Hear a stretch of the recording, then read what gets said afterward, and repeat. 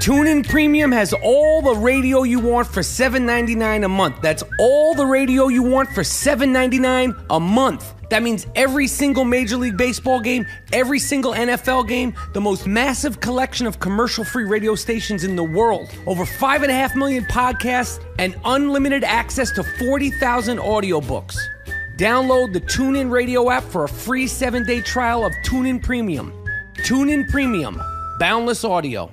All right, guys, it's time to talk about DraftKings.com. If you've been enjoying all these Woo Nation episodes each week on Play.it, you need to support our sponsors, and nobody's been with us as long as DraftKings.com. So hurry to DraftKings.com right now and use promo code FLAIR. Just let the folks at DraftKings.com know that you appreciate the program, and while you're there, pick up some cash. And, man, let me tell you, there's plenty of football left to be played this season, but it already feels like the playoffs right there at DraftKings.com. That's where millionaires are being crowned all season long. You see, DraftKings.com is like fantasy football on demand. You get to play where you want, when you want, and with the players you want. That's really the beauty of 1 week fantasy, all at DraftKings.com.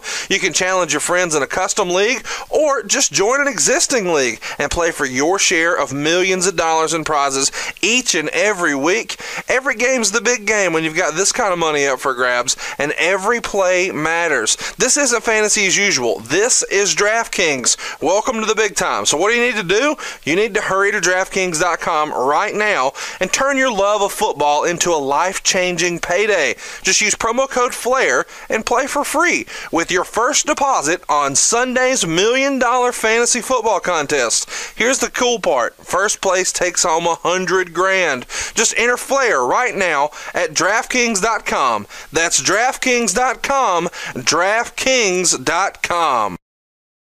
A man who wears the 10 pounds of gold, the nature boy, Ric Flair. You know, I always like to take this opportunity to talk about myself. The 16-time heavyweight champion has arrived. I've got the style and profile like never before. The greatest talker in the history of the business is behind the mic once again. You're talking to the Rolex wearing, diamond ring wearing, kiss stealing, wheeling dealing, limousine like, jet flying, son of a gun. Woo! This is Woo Nation with Ric Flair. I'm the man. Ric Flair.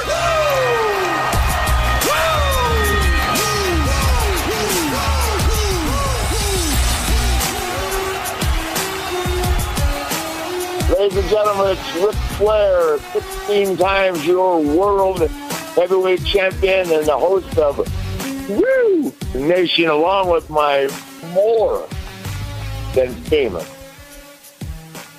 co-host, millionaire. Oh, my gosh. Legend in his own time. Legend in his own mind as well. Success unbeknownst to the normal 35-year-old. Millions in the process of buying a Learjet that we were going to call Woo Nation. Ladies and gentlemen, none other than the one and only Conrad Thompson. Conrad, how are you, sir? I'm good, man. I'm excited for our guest today. We've got a hell of a guest today. Well, today we have the Human Dictionary on professional wrestling. The one and only. He's one of the guys that writes one of the greatest columns and has written it for how many years? We'll just figure out that in a minute. But the legendary Mike Mooneyham of Charleston, South Carolina, and the Charleston Post-Gazette. How are you, Mike? Finally, Mike Mooneyham has come back to the Woo Nation. I thought you guys forgot about me. No, we just, man, we've been digging around trying to figure out what the formula was. No, it's a pleasure to be on with you, my friend. It's an honor, and we go back a long time, and boy, we've had great times, and man, it's nice to be with you guys today. Yeah, thank you. I told Conrad all the time that you're like almost too nice to be a sports columnist. Does that make sense? Because you never have anything bad to say about anybody. If you have an opinion, you always keep it very modestly put. But you obviously have a great knowledge of a great knowledge of professional wrestling and have studied it, not just in the Southeast, all over the world for years. So, man, we just want to talk to Mike and see what's going on and what your thoughts are of the old days as compared to the new days. And, you know, I just give my daughter Charlotte a plug. We like that. Since you've known her since she was born. Well, you know, I go back a long time, as you know, Rick. In fact, this year is my 50th year. Wow. You know, as far as corresponding, writing about the business. I started writing for magazines back in 1965, and it's been a wonderful ride. I mean, and you know, you alluded earlier that you know, my writing is not. I haven't written a lot of negative stuff in the past about pro wrestling, but I think that's because I just respect the business so darn much. You know, it's been one of the really nice parts of my life. It's given me a lot, and yeah, I see a lot of things that I don't like, and I do write about those on occasion. But to me, wrestling has just been a gift. It's been a blessing. It's been a wonderful thing. And, you know, it's hard to talk negatively about the business. And I'm an old school guy, as you know. I love wrestling back when it was wrestling, you know, back when I started following in the 60s, 70s, even into the 80s and part of the 90s. But everything changes, and I recognize that. Being a sports writer, I recognize that sports evolve. Everything has evolved, baseball, football, you name it, and wrestling has evolved just as well. But, you know, I like talking about the old days. I mean, I wish I could express to young people today who are fans just how good it was back then. And maybe they wouldn't appreciate it as much. But I tell you what, back in the day, it was absolutely wonderful. And, you know, I call that the era of true believers, when there was such a thing as heat. And I really don't think there is heat in the business today, and I don't think there's been heat in the business for the last 25 years. And that was one of the most important elements for me, to really see guys who could go in there and be as realistic as possible. And, you know, like Johnny Valentine once said, I can't make fans believe everything is real, but I can sure as heck make fans believe that I'm for real. And that, Rick, you know, you did it as well as anybody ever has in the wrestling business. You know, I won't go on and on because I've talked to Rick. I mean, we've talked for hours and hours and hours, probably thousands of hours over time. But wrestling really was something special back then. And I'll get off the little, you know, soapbox now and let you guys talk. No, Mike, I wanted to add that, Conrad, I think I've told you this, but Mike is one of the few guys that can reach out to Shawn Michaels and Steve Austin and Ric Flair, for whatever that means. But, I mean, the list of people that Mike has interviewed and Mike has the ability to reach out to because they do trust him and because they respect his knowledge, wisdom of wrestling and the history of the business. And plus the fact he stays up on it currently. So that's a luxury that Mike has that very few sports writers have, because, you know, Mike can reach out, and if he needs to ask someone a question or wants their opinion on something like that. That's what Mike and I have done. Over the years, I have called Mike. I basically, every time I'm on the show, and have for the last, who knows, since cell phones came out where you could text, I would text Mike, what do you think? That's cool. After every segment I was on.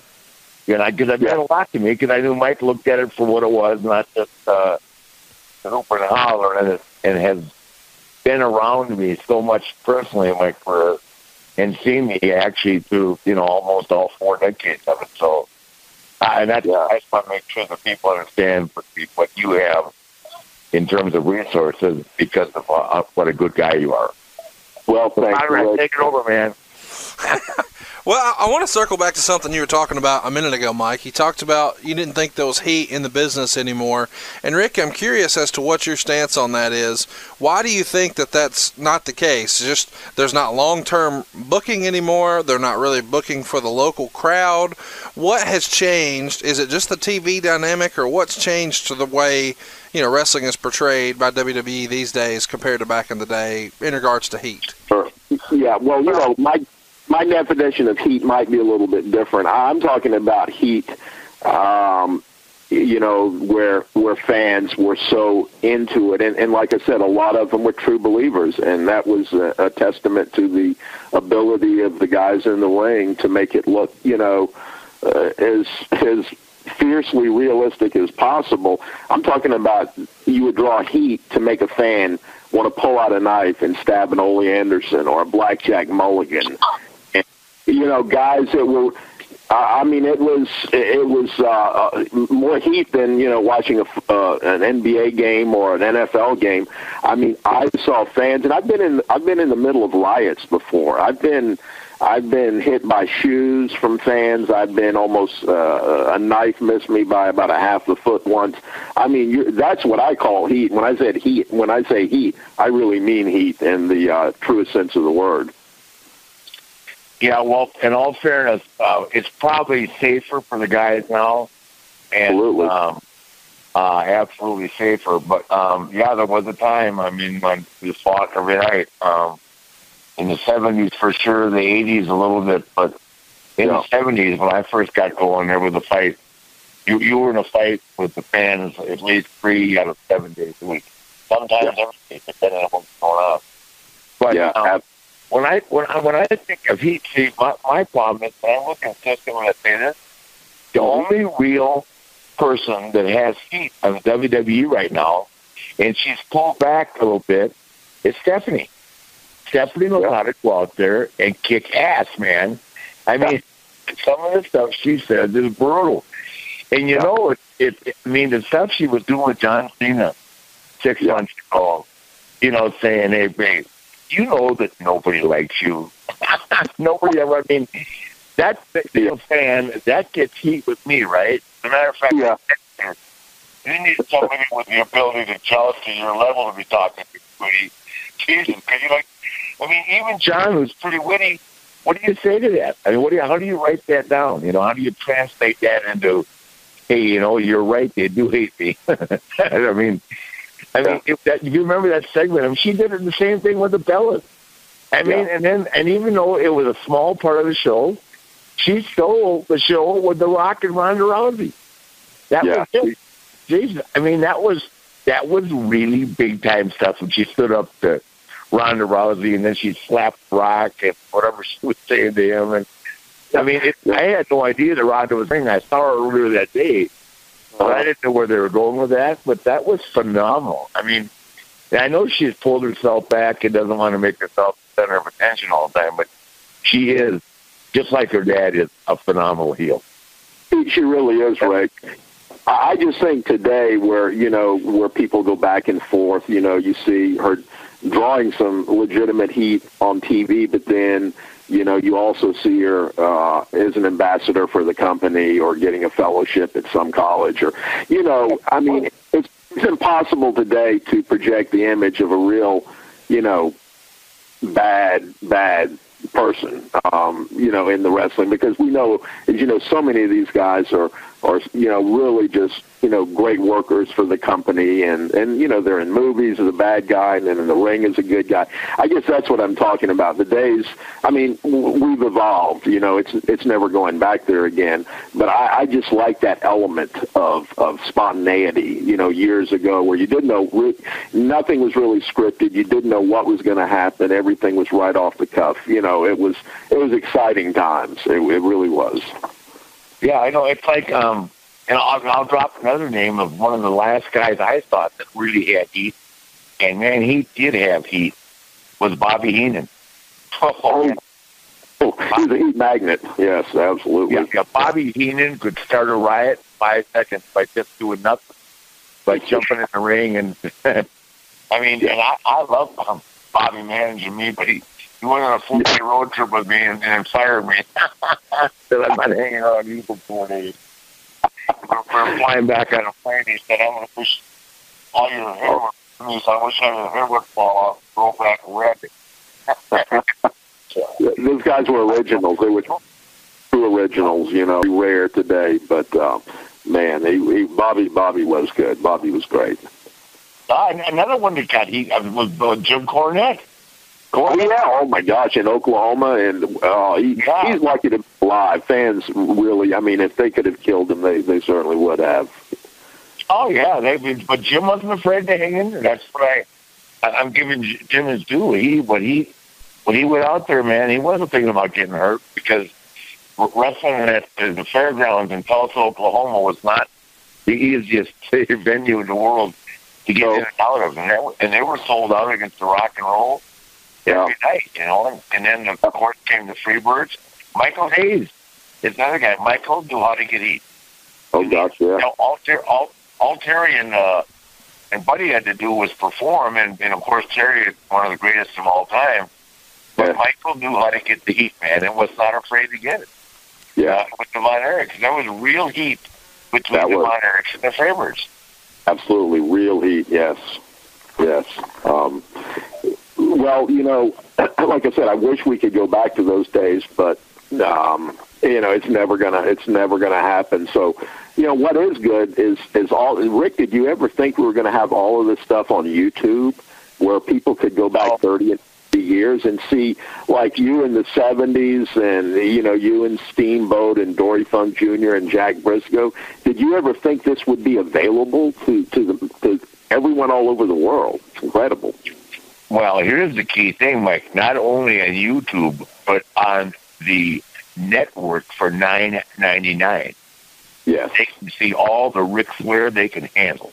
That's a lot of footage dating back from 1972.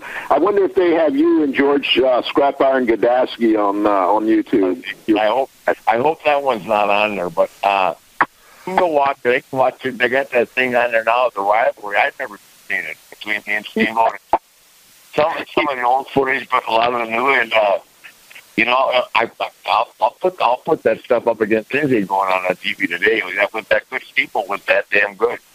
Oh, heck yeah, and I've said that many times and written about it. Some of your best work was never on TV. It was at the house show back in the 70s, in the 80s. People look at, you and Steamboat from 89. Go back to you and Steamboat from 79. Go back 10, 15 years. That stuff was off the charts. If that stuff would have been, if it would have been 1989, 1990, you guys would have tore the roof off the arena. You guys would have had killer ratings. Can you imagine some of that stuff being aired later? It was. Oh, I know. I just watched. I very rarely watch it because I'm just now figuring out with the help of Conrad how to work that damn network. But it is fun to look back at some of the stuff. I forget about some of it. I watched that match with Arn and I the other time we worked in Nashville at the with Pillman, when Pillman clipped me from the outside, and those were the good old days. I can remember when we shot that angle with the Anderson, the baseball bat. Right? Oh yeah, that was real heat. When I hit my table, they could put 36 stitching on that. That was, and going back even a couple years further, if they had known that Tim Woods was on that airplane with Johnny in the breath, it would have shut down the territory. Absolutely. What Tim Woods really saved the territory, didn't he? He did. He most definitely did. And Conrad, I know you're a young guy, but as we talk about these performers, and I'm sure you've done your share of research and digging into history. These guys were, like Mr. Wrestling, Tim Woods. What a great career! And this guy had been an All-American. He had attended 3 wrestling colleges. Very brilliant guy. It's these guys all come under the heading of what I call true originals. You couldn't put them in a studio. You couldn't manufacture. Vince couldn't get these guys. And half the guys would have never made the first cut at wrestling school, in Orlando.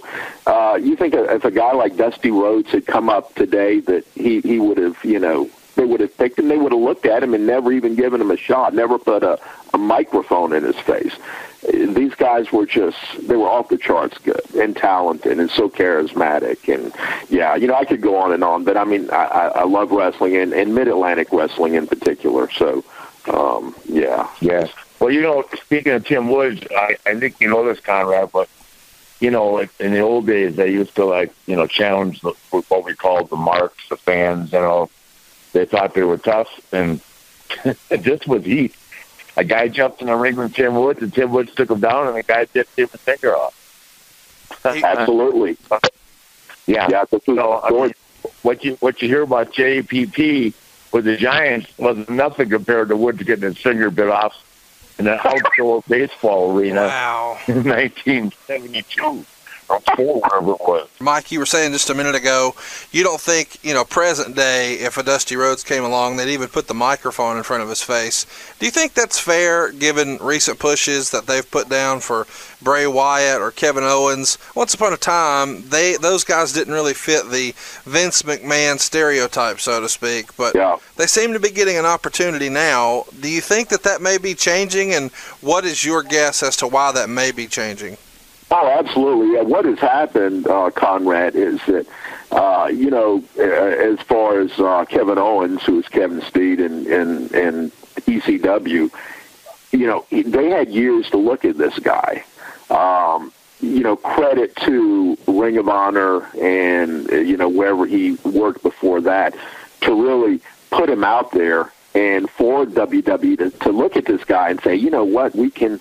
Yeah, he doesn't look like the prototypical WWE, superstar, but he's got something, and we've seen it. And as far as Bray Wyatt, who's just a great performer, he also had the advantage of being a second generation guy, or third if you go back to Mulligan, Mike Rotunda's son. So, these guys had a little bit of an advantage. I don't know if a guy could really come off the street today and walk into the training center and, look like a Dusty Rhodes or, even a Dick Murdoch. And they say, okay, we're going to give you a shot. We're gonna at least take a look at you. I think WWE would be turned off right away and miss off on just a great opportunity to get someone who's a diamond in the rough and develops and is charismatic. I don't see that happening today, but I see with the other organizations like TNA or Ring of Honor, and a guy having a good track record, just like CM Punk and Daniel Bryan. Those guys, really undersized, but. They had a great track record. WWE executives had a long time to watch these guys mature and think they could really, contribute to their organization, and that's how they brought them in. So I think in that respect, guys today do have a chance if they're seen somewhere else. All right, it's time to talk about one of our original sponsors. They're back on the program with us today, and we need your support. We need you to do us a favor if you're enjoying the show. Please go to Casper.com/Flair. What are you going to find there? Well, you're going to find some great deals, and you're even going to get a special offer. Just listening for Woo Nation, you'll get an extra $50 off. $50 off what, you say? Well, the best night's sleep you've ever had from now on. You see, Casper is an online retailer of all the premium mattresses for a fraction of the price. The mattress industry has just forced customers into paying these ridiculous high markups, but not at Casper.com. You see, they're revolutionizing the mattress industry and cutting the costs by just eliminating all that showroom garbage. Instead, they just pass all that savings straight on to you. Now, Casper mattresses are one of a kind. Here's why. They have a hybrid mattress that combines premium latex foam with the memory foam. Now, a lot of times you see these big box stores offer those mattresses for more than $1,500, but Casper can get you a bed for just $500 for a twin-sized and only $950 for a king-size. But as if that's not enough, Casper can't be beat with this. You see, you have a completely risk-free opportunity here. We're talking 100 days. You really get to check this bed out for 100 days. If you go down to the store, you're in there 5, maybe 10 minutes, and you've got to make a long commitment to that bed. Not at Casper.com. These beds have been made at a shockingly fair price, but they've been obsessively engineered. They've got just the right sink and just the right bounce. And that's important every now and again. You know what I'm talking about. They have 2 technologies, latex foam and memory foam, and those dudes come together for better nights and brighter days. It's a risk-free trial. It's an easy return policy. You get 100 days on the thing. It's got free delivery, painless returns. It's made in America. What else do you need? Go to Casper.com/Flair. You'll get an extra $50 off. So there's $50 off an already great price and free shipping. Give yourself the gift of great rest. Go to Casper.com/Flair. It's time to go to school. Woo Nation will return shortly.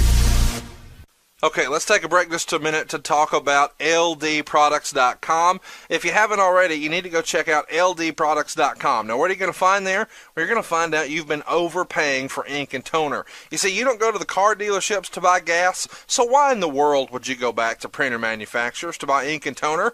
LD Products, man, they're the ink and toner experts, and they're going to give you a quality alternative at a fraction of the cost. Man, in some cases, you can save up to 70% off of those expensive name brands. Really think about that. 70% off only at LDProducts.com. They've been in business for over 16 years, and they're shipping more than 6 million cartridges a year. They must be doing something right. They've got U.S.-based customer service. They're open 7 days a week, and they've got a 110,000 square foot facility right there in California. Now, the best part about doing business with LDProducts.com, there's an unprecedented lifetime customer satisfaction guarantee on all LD brand cartridges. What's that mean? It means you can return a product for any reason. So if you're looking for a great deal, you need to save some money, and at the same time, you need some ink and toner, why would you throw your money away? Keep more of your own money. Go to LDProducts.com, and we've got a special offer for Woo Nation listeners. All you need to do to get an extra 10% off your ink and toner at LDProducts.com is use the promo code FLAIR. That's FLAIR. Just type it in right there at LDProducts.com, and you'll get an extra 10% off. Now you're talking about 80% off. What are you waiting on? Save yourself some cash. Go to LDProducts.com. You'll be glad you did. That's LDProducts.com. The greatest talker in the history of the business is behind the mic once again. This is Woo Nation with Ric Flair. Yeah, I think that also you have to remember the temperament of a guy like Dick Murdoch. He couldn't have done the Performance Center for a day. Dusty was a little more conservative, but guys like Harley Race and Murdoch and Jack Mulligan, I'm not sure about performance matter. Material. Yeah. I don't think. I think you're right, Rick. I don't think they would. They would go by the rules and regulations for very long. Yeah. They would be. They would be suspended within. Yeah. Jesus. No, I know it's almost like you have to be a computer literate to be a wrestler now. I mean, everything is just they got it down to a fine art. But it's if you haven't visited the facility, it's absolutely phenomenal. But it's like going to school for 8 hours a day. It's not just in the ring. It's in the station and in teaching classes and talking about in-ring psychology and stuff like that, which to me is impossible to talk about unless you're in the ring. But that's how old I am. I don't know how you can talk about in-ring psychology until you've experienced it. And I'm not talking about in a 5-minute match. You have to go out there and try and develop these characters. And now performing in front of bigger groups with much success. I'm talking about NXT. But prior to a year ago, they were out in front of 200 people, and they don't know who to like and who to like. Does that make sense? So you're just out there digging, figure out a way.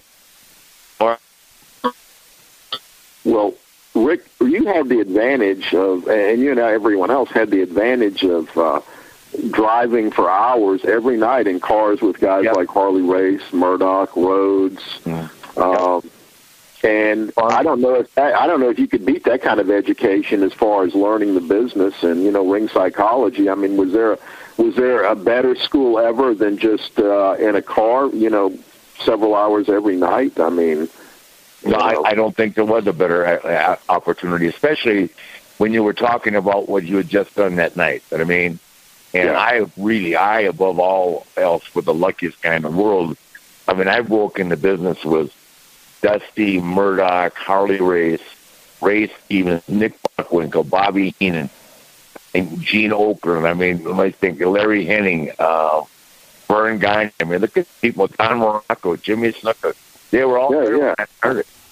I mean, and if you can't learn hanging around those guys, and trust me, I guess that's one thing that I never said. I wasn't shy about that, and I was lucky enough that the guys like me. So they weren't shy about telling me either. No, I didn't want to hear what, because I'm brutally honest, but I wasn't shy about asking, and they, thank God for me, they weren't shy about telling me, especially Buckwinkle. He spent a lot of time in my ear after I worked, you know. Or what I call working at that point. Former, you know, it made you a better worker. It made you a better all-around athlete. It really did. Rick, what's your opinion on the Performance Center? You know, it seems like whenever guys come in, the WWE wants to teach them the, quote, WWE style. And so is there a concern, in your opinion, that over time everybody's style starts to look the same? Maybe that has happened, maybe it hasn't happened, but it seems like even the guys who had a really successful independent run, they're kind of shown that, hey, you don't really know how to do things our way. Well, if everybody's doing things the same way, don't you lose some of what made wrestling fun in the 70s and 80s when there was the territories and guys could come in and do something different? Well, first of all, I don't think the business is designed to have the kind of fun we had back then, number one, and which would have made it very difficult for me, because I'm a big part of my career, and it's not a secret, is I loved wrestling. That was what I did for a living. But I loved to have fun with the guys, you know, during the body of the day, after the matches, driving on the road. I mean, you know, being fortunate enough to travel and meet so many great guys. I don't know about the training. I've been down there, and I don't think it's so much that you're starting with a lot of kids that don't know anything about wrestling now. And actually, there's really the ABCDs you got to know. And from there, you know, the kids that I think rise to the level, if put in that position, they're the ones that rise to the top. So, I mean, if you look at Bray Wyatt, I think, you know, number one, Bray's got a great amateur background, as did his dad, as did his brother. So he brought that to the table. I mean, a good amateur wrestler, and automatically, probably after watching his dad for years, he liked their business. I can tell he loves it now. As a matter of fact, Bray Wyatt and Reigns, for my 2 cents, could have wrestled in the 70s and 80s. They're that gutsy. I mean, Roman Reigns, for as quiet and humble he is, remember who his dad is, guys. Let's get serious. Yeah. So, and Bray was just and Bo are just two wonderful kids. That you know, Mike Rotundo won the punt pass kick national championship at 12 years of age, guys. And that's what kind of athlete Mike Rotundo was. A two-sport All-American. It's Syracuse, wrestling and football. I mean, I just don't think you get kids like that coming along every day. Roman Reigns was all ACC at Georgia Tech. I mean, kid could play sports. You know, I don't think we get that many legitimate athletes with a background like that coming into the. That's one of the reasons I love Dolph Ziggler. Dolph Ziggler is a hell of an amateur wrestler. You know, in state, he was an All-American. Yeah. And you can tell it. He's not afraid of anybody out there. But you know, I don't know that. You know, I don't know that it's ever going to mean anything. I know he'll have a job forever, but will he ever have an opportunity to wrestle in the main event at WrestleMania? I don't know. I hope so, because he's got the talent. But, it just seems like 1 week they're on and 1 week they're on. And the same with Cesaro. I mean, who brings more to the table as a performer if you look at raw ability than Cesaro? Nobody. I mean, that kid is phenomenal. But he's 1 week on, 1 week off, and I think that's part of the problem, that a lot of people, have differences of opinion, and it gets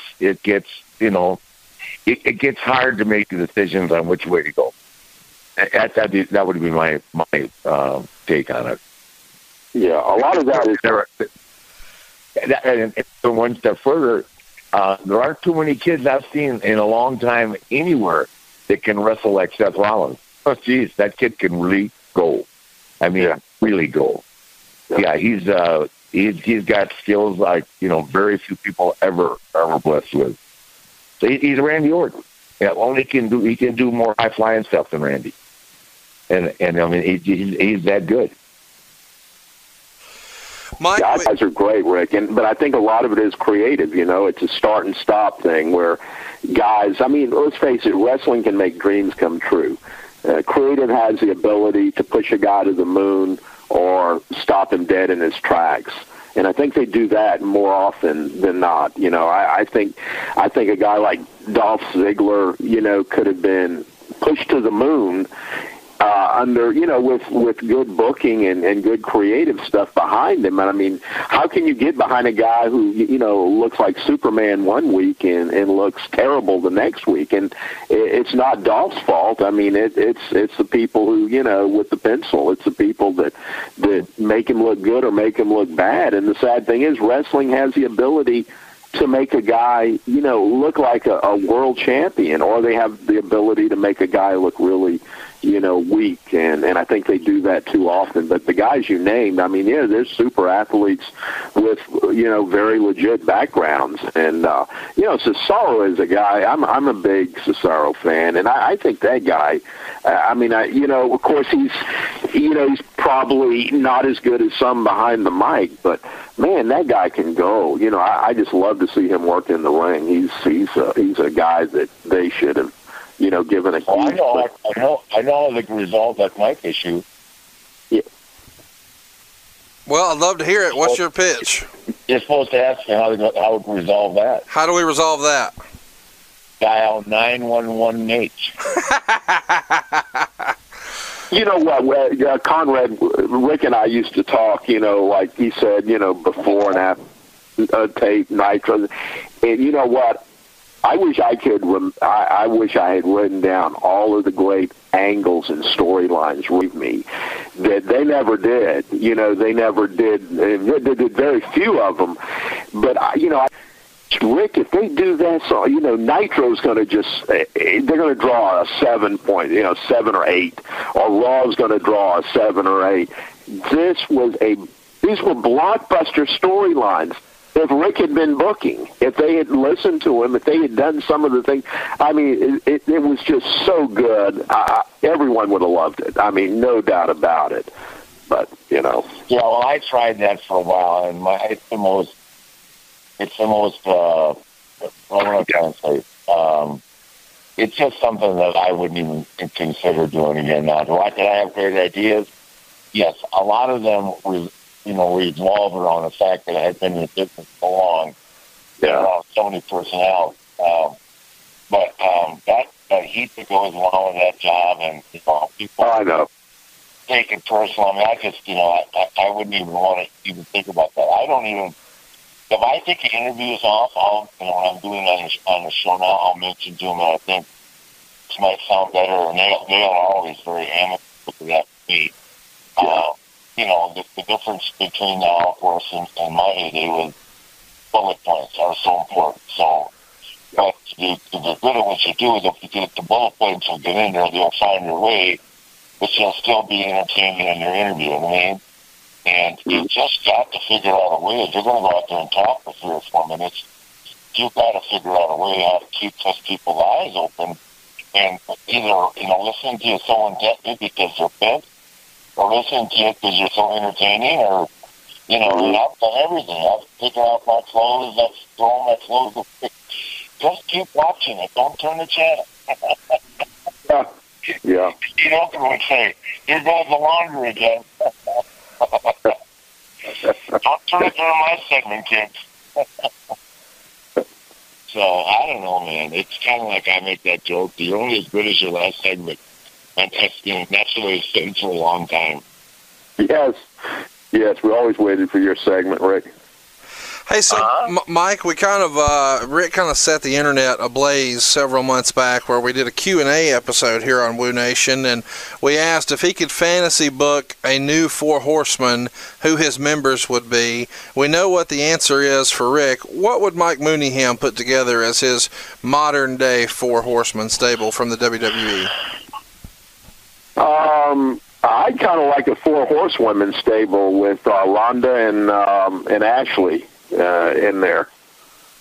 Yeah, I know. Really, yeah, I think Dolph would make a good member. You know, and once again, if I was booking and I could do anything I wanted to, and get these guys over big time, you know, I would say, you know, I think Randy kind of fits that mold of a horseman. I think Dolph fits that mold. I think you could get Cesaro in there as sort of, a strongman enforcer type. Seth Rollins, you know, Seth definitely would fit into like a Tully Blanchard mode. As far as Rick, you know, I don't know who could ever be close to Ric Flair, and I'm just not saying that, but I don't know who could actually pull that off. Well, I'm not sure anybody would want to try. There was pros and cons to Ric Flair. Just as we're all aware. All right, here's the deal. If you're listening to Woo Nation, then you obviously know all about Ric Flair and how he used to talk about styling and profiling. Well, how does he do that these days? Well, he does it with MacWeldon.com. He's been rocking their gear for a while now, and you should check it out. If you want to look your best, you need to go to MacWeldon.com. You'll find out they really do believe in smart design, premium fabrics, and simple shopping. It really is that easy. They've got a really slick website, and it's at MacWeldon.com. All their products are naturally antimicrobial. Now, what does that mean? It means it eliminates odor. You're not going to stink, man. And we want you to be comfortable. If you don't like your first pair, you can keep it, and we'll refund you. No questions asked. Who else has a guarantee like that? Only MacWeldon.com. Now, what type of gear will you find there? Everything. Underwear, socks, shirts. You're going to look good. You're going to perform well.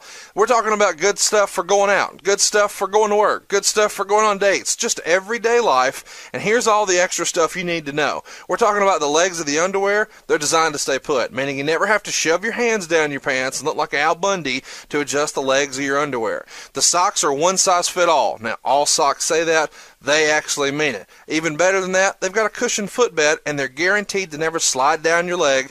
We've all seen somebody do that before. And undershirts are made just a little bit longer to stay tucked in and hidden. It's going to keep you cool in the summer. Here's what you need. You need to go to MacWeldon.com and use promo code FLAIR. That's F-L-A-I-R. And make sure when you do that, you understand you're going to get a better deal. So if you'd like to save some cash, you want some great gear at an even better price, just go to MacWeldon.com. That's MacWeldon, MacWeldon.com, an official sponsor of Woo Nation, bringing you the show every week on the free. So go hook them up, get yourself some great gear at a great price. MacWeldon.com. This is Woo Nation with Ric Flair. My problem was I really believed I was Ric Flair. But you are Ric Flair. No. You'll always be, man. You know, I know. Yeah. I probably could have been a little. I probably could have toned it down a little bit, but well, what fun is that? It wouldn't have been as much fun, but I just had so much fun doing it. I mean, I loved when I was with Arn and Tully and Barry and Ole, whatever the combination was. I mean, you know, Ole'd say, you know, it was great. Ole'd say, hey, if you're a truck driver and think you're a tough guy, come on down. I mean, it was great, you know. And Ole had that interview. It was good, you know. And then Arn would say something good, and then I'd go boo, and we were off and running. But, you know, Ole and Gene did that for years. And you think they're tough, come on down. Yeah. Oh, my God. If you're sitting there listening to that at home, you think, maybe that guy is to be tough. You know what I mean? So, there's so many different things in business. Boy, I'll tell you the other thing, too, that's different is the egos in our business in the old days were huge. And it's really hard now to have that kind of ego because I think the last guy probably that had that kind of ego that was able, the last two guys to get away with would be The Rock and Shawn. You know what I mean? But they both were so damn good at what they did, they could have ego and pull it off. Because I don't, go ahead. Oh, I was when you mentioned The Rock and Shawn, it made me think about something that, I have talked to so many guys over the years. I really want to say this, but I don't know how much time we've got. But all of these guys, Rick, I talked to a lot of them when they were just starting out their careers, and would always ask them, well, who influenced you to get in the business? I mean, and to a man, they would always say, Ric Flair. And I've never really had that response with any other, not just wrestler, but any sports guy where, I had so many people attribute their love for the business and their desire to get in the business to one particular guy. And, you mentioned Shawn Michaels, and Shawn always told me that, boy, if it hadn't been for Ric Flair, I don't know if I'd be in the wrestling business today. Same with Triple H. I remember talking to Rocky, maybe a year or two into his career, and he would always mention your name. And then after he made it to the top, he told me that he went into Vince McMahon's office once, and Vince knew he had talent, but they just didn't know how to channel some of that talent. And anyway, Rock said he told Vince, he said, look, I want to be someone like the Nature Boy going into the new millennium. This is my idol. I want to pattern myself after Ric Flair. I know I can't be Ric Flair, but maybe I can be sort of a poor man's Ric Flair. And, and the rest is history. But there's so many guys, and a lot of them have not told their stories, that they got into the business just because of you. And I just wanted to let you know, and I've told you a lot of this in at different points. But if it had not been for a Ric Flair, this business, even the modern day, certainly the current day product, would be a lot less colorful, a lot less interesting. And I just want people to know that.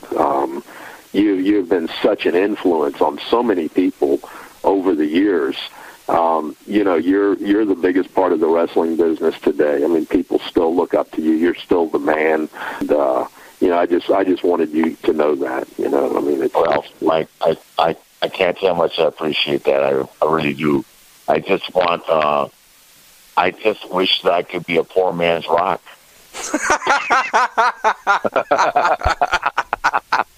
Oh, don't we all? Yeah. I told Rock, I saw his talent early on. I mean, I remember a conversation we had.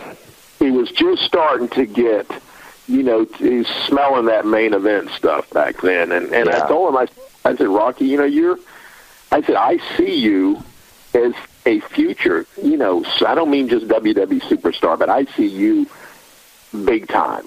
And of course, I never met, I didn't know he was going to be a, major Hollywood star, but you could sense, I could sense his desire in the way he talked, and I could see that, that talent there.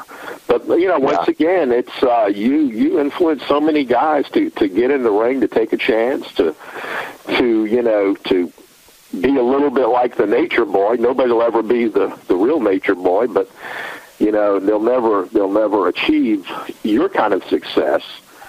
But I mean, what a testament to Ric Flair. I mean, Well, thank you, Mike. You're being over the top. I really appreciate it. But it's funny because I was at the show last week in Dallas as with Conrad, and no, was that 2 weeks ago? 2 weeks ago, I'm sorry. And last week was San Diego. In Dallas. And I thought, and I still think that I thought that one of the most entertaining segments was Shawn Michaels and Seth Rollins. Because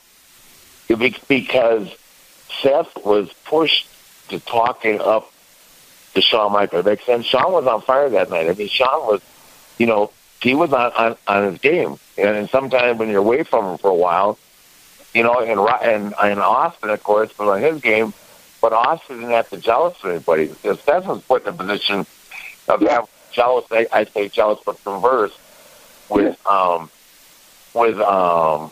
And that to me, that helps you out. You know what I mean? I just think that the guys need to sometimes have to think, on the fly, to answer things. Or it's kind of like, if you put me out there with Jericho, right, and what's that show he has called on Chris's segment? It's with the Geritron, Talk is Jericho. Talk is Jericho, yeah. If you couldn't script me and Chris, just tell us what you want to get accomplished. Yeah. Oh, absolutely. Yeah, I thought that too, Rick, when I saw Shawn in there and Rollins. That just ups his game. And, we always talked about there's two words that are so big, and it's star power. You cannot trade anything for star power. And that's what some of these guys bring to the table. And, to have a guy like Shawn or Austin on the show, that's, to me, that's the most interesting part of the show, because I always know these guys are going to be compelling. They know how to talk. They are stars. They're major stars, and you can feel it. And I thought Seth was really good in that segment, and a lot of it was because of Shawn. Yeah, I think it should be good for the kids to do that once in a while. But that sounds like I'm promoting myself on TV, which I am.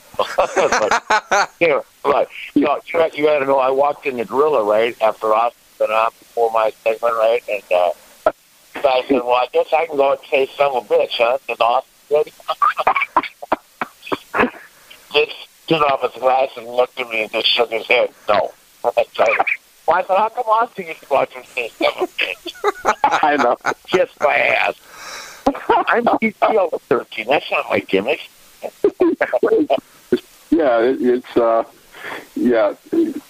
should have you more. We used to talk about the quarter hours, and it was so funny, Conrad, because every week, no matter if the show was doing good or the show was doing bad, Rick always had the best quarter hour. He had the best segment on the show, and next week, I was even more decimated for and was making less money, so that didn't help.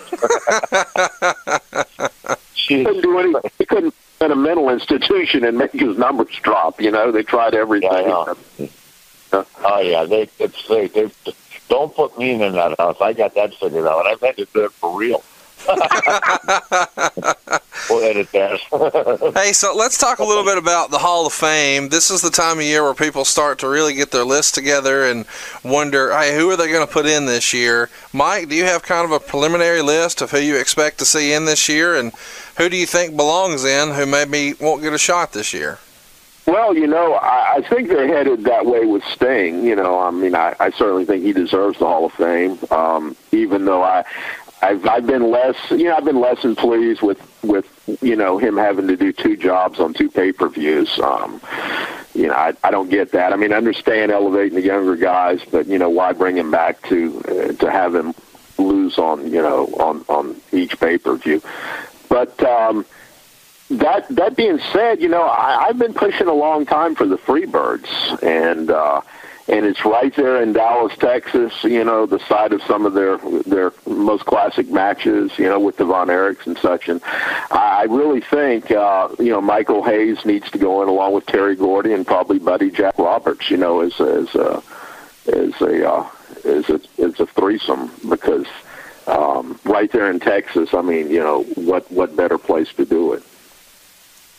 Yeah, I'm in total agreement. And if Steve, I don't think Steve's going to wrestle again as a result of his neck injury. So this would be a great opportunity to induct Steve as well. So then I'm plugging for myself to be the inductee, or to induct him. Yeah, well, they have to have you somewhere on that panel inducting somebody. And, you could induct just about anybody that came through because, those classic matches, you had them with everybody. And they have to have you on the podium, yeah, for sure. I hope so. I really enjoyed it. I know Conrad has been with 2 WrestleManias with me now, and he's got the book there. But Conrad, much like Wendy, they love the Hall of Fame induction more than any. I mean, of all the events, and it's my favorite too. I just sometimes I don't agree with who they're inducting, and sometimes I don't like the speeches, the induction speeches, because I think they're not focusing enough on saying thank you to who made their career possible, which is what it is. It's not just individuals that you performed against, but it's this great machine of WWE behind you, or WCW. And actually, if you look at my career, and if I had come back to WWE with that opportunity they gave me at the age of 53, I might never be where I am now, because that last 7 years, they pushed me and got it out of me, but I got my self-confidence back, and I was just like I was 25 years old again. But that was them pushing me, and I got to work with Vince, got to work with Austin, I worked with Hulk, I worked with Hunter, I worked with Shawn, I worked with Jericho, I worked with Benoit, I worked with Goldberg. I mean, I worked with Brock, believe it or not, 4 times, much to my dismay. I'm not sure who believes that, but you should have taken it easy on Brock. You were too tough on him, Rick. Huh? You should have given the kid a break. You were a little too tough on Brock. When you 2 guys worked. Oh, I know. I shoved him around. I tried not to rough him up. He said, "Take it easy, I'm a kid." I said, "Okay." So, but he's strong, man. He wasn't into that German thing like he is now. He would have found me hard to find. Hey, Rick, Mike, I'm curious, if you guys had to make, kind of a comparison to somebody from yesteryear, back in the day, as we like to say, who would you compare Brock most to in terms of his level of realism and his draws and attraction and his legitimate athletic background? Is there anybody like him that you can say, he kind of reminds me of blank? Well, I will. Now, this guy's drawing power, it probably couldn't compare, because this guy really didn't, he didn't draw big. But as far as the sheer brutality and the suplexes and all of that, I would say Carl Gotch. He reminds me a little bit of Carl Gotch. Yeah, I didn't see Carl work that much. And I can tell you, I do know this about Carl. The thing that makes Brock special is he is a phenomenal athlete, guys. I mean, let's look at it. He's doing a 40-inch vertical jump just to get in the ring, to get 280 pounds. That's how he starts the match. I wouldn't want to be in the match the day he misses that jump and stumbles and looks awkward.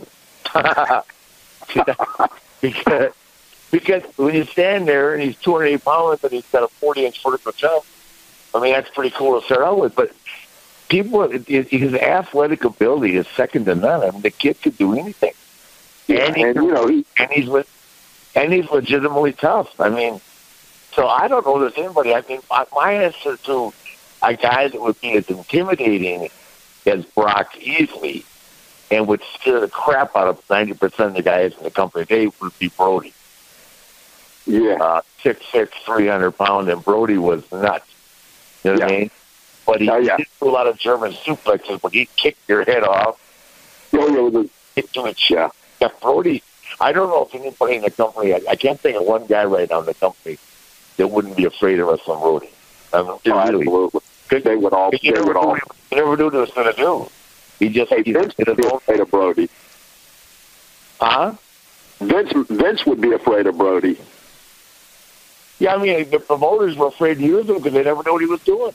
The thing about Frank, too, is he was in phenomenal condition. This guy, wrestling in Japan, he was 300-plus pounds, but he was in the kind of shape that Ricky Steamboat was in. That's cardiovascular-wise, Yeah. Yeah, and you were telling me about the great matches you had with Brody. You never had a problem with him. I mean, he was great. Never. No, he loved me. He loved me. Yeah. But I mean, I look at him and say, "What do you want to do?" And he'd take a joint and pull his lips and go, let me think about it, Ricky. I'll get back. Okay, thanks, mate. I mean, yeah. Oh, yeah. Don't think I was sitting down there going, what's going to happen tonight? I wrestled him hours. I wrestled him for an hour in St. Louis on Japanese TV. Are you kidding me? I said, they took it into me. But we did it, and he sold for me. Didn't take much. He sold, and he was so over, man. It's all night long. So, I mean, he was 19,000 people. The guy was over. Yeah. So, who knows? Mike, you may have seen... Go ahead, Rick. Sorry. No, nothing. I just would take my $6,000 payoff, go down the landing and say, thank God for getting me through this one. Oh, gosh. Mike, you may have seen more Ric Flair matches than anybody, and we've got actually a lot of younger listeners who only know Rick from his most recent WWE run. If you had to go back in time and recommend some matches that are readily available, because I know a lot of the guys who were at those Mid-Atlantic shows say his best stuff was house shows that, there's no tape of really now. If you had to go back and recommend a handful of matches that fans who really don't know what Rick was capable of back in his prime, what would you recommend? Oh, well, I got about an hour. I written, more words on Rick than anybody ever in the history of anything, over many, many years. So, I go back to the very beginning. You got to see Rick and you work Wahoo hundreds and hundreds of times, and they were all great matches, most of them bloodbaths. But I mean, you got to see Rick and Wahoo.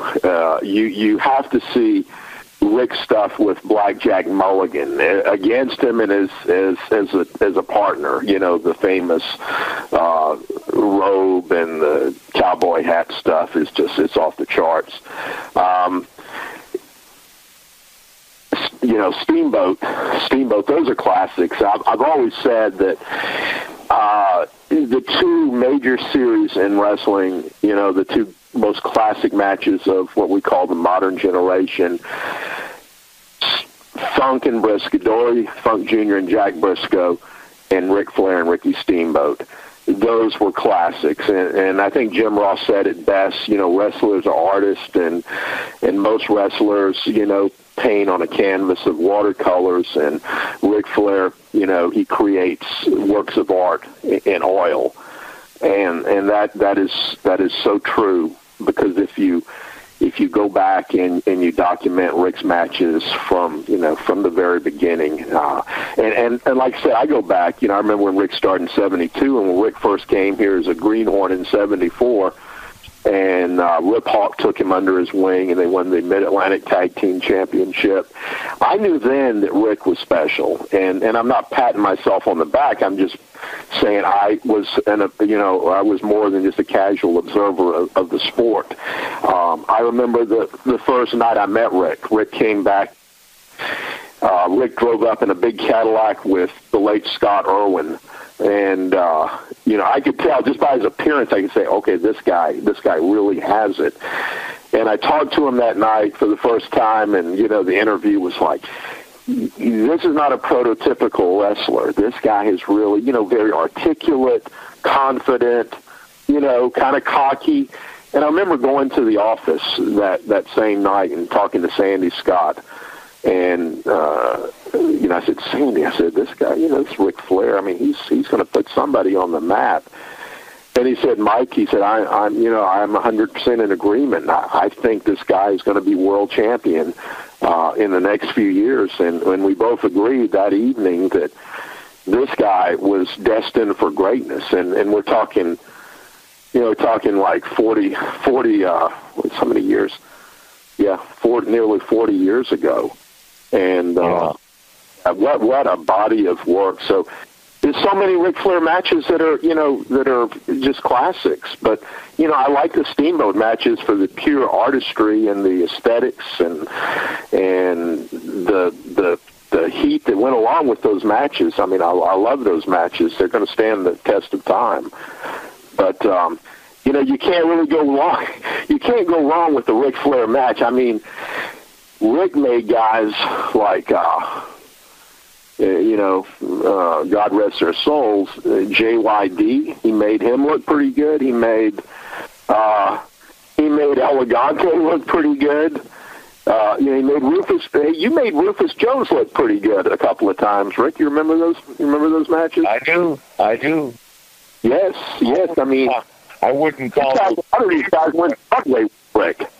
So, what more can you say about goes into every territory back in the day, drives by car, and puts on 60, 90-minute Broadways, parties all night long, and then is back up in the morning to do his gym work. It's incredible. I always said, Rick, you're not real, you're not human, and I really have a hunch about that. I don't think you are. You're superhuman. There's got to be something different about Ric Flair than anybody else, and I say that in all sincerity, Rick. Thanks, man. I love you, Mike. Love you too, buddy. Guys, I got to go to Raw, so we got to wrap this up. But Mike, it's been awesome. Yes. Mr. Mooneyham, thank you for joining us. You've been a hell of a guest, and if you're listening right now and you want to find out more things about all things Mike Mooneyham, check him out on Twitter. He's a great follow. He's at by Mike Mooneyham. That's B-Y Mike Mooneyham, Mooneyham. You'll be glad you did. You can follow everything that Mike covers there. He's consistently a great provider of wrestling content, and if you need him, check him out on Twitter. Anything else we can plug for you there, Mr. Mooneyham? Yeah, and I'm going to say one thing. I've saved for your show. For Woo Nation, in telling you and telling Rick for the first time. I've not announced this publicly, but you can use this on your show. I am actually hanging up the typewriter in a few months. I'm hanging up not the boots, but I guess it would be a computer. I'm retiring in February of 2016. Oh no! Yeah, Rick. I just put it to you on your own show, and tell you, I've had a super career. I've been at one newspaper now for 38 years. I mean, it's a heck of a run, and it's that time, just like you felt it was time with Sean, but then you came back. You just know when it's time, and I've been about it for a while, and I've made the decision that February 10th, 2016, that's gonna be my swan song. What are you gonna do? Are you gonna have a party down there? I don't know. I haven't really thought beyond that day, but let me look at my calendar. I'll come down there and I'll host it, and I'll pay. Okay. That sounds great, man. February 10th. Yeah, February 10th, 2016. That's going to be my day. It may be a day or two afterwards, but yeah, it's going to be probably that second week in February. That'll be my last day on the job. It'll be sad because that's a long time, man. That's a long run, just like you had. But four things got missed. Yeah, thanks, son. There's very missed, Mike. What's that, Rick? I say you're going to be very missed. Thank you. I appreciate it. I know I've got a lot of people out there who I've become very close to over the years, but it's not like I'm going away. I'll be around. I'll be, I'll still be talking wrestling and probably writing about it in some form or fashion. So, I'll still be there. Okay, buddy. We love you, man. Thank you for joining us today, sir. Thanks, buddy. My pleasure, Conrad. Thank you very much for having me on your show. Thank you, sir. Bye, Mike. Until next week, Woo Nation with Ric Flair. Come on.